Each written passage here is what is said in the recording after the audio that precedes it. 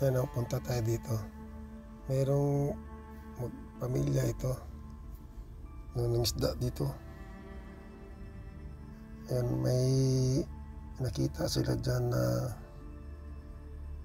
grupo ng mga isda dyan sa malapit lang. Nasa shoreline lang sila, oh. Dito inaayos nila yung lambat nila. Yan, dahil may isda dyan sa malapit lang. Yan na, pinipwesto nila yung lambat. Yan, tinuturo niya yung isda dyan.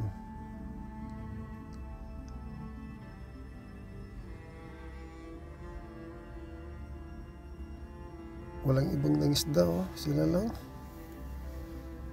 Swerte nila dyan, oh.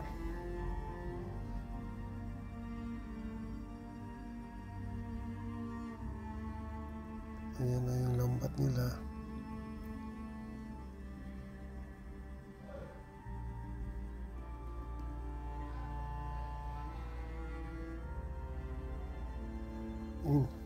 Ayan na yung may pumasok na isda, oh.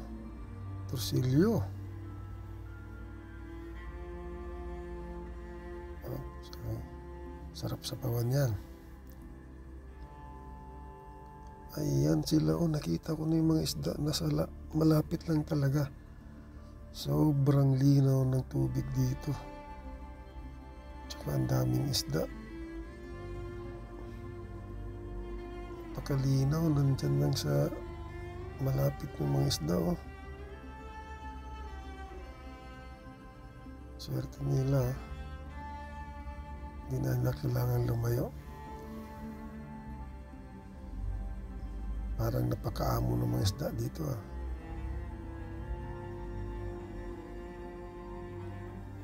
Kaya sinisid nila. Yun. Ayan, lapulapok. Ano to? Pusit. Malaki din yung mga pusit dito. Ayun, naglabas ng dagta. Ayun pa, isang pusit.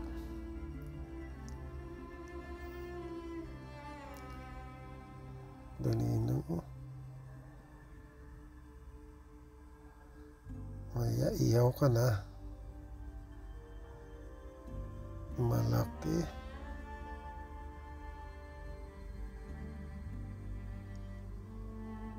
Napakalinaw, kitang kita. Are, malaki. Yung tumakas pa, are, malaking pusit. Giant. Ayan, kuha din. So, giant pusit.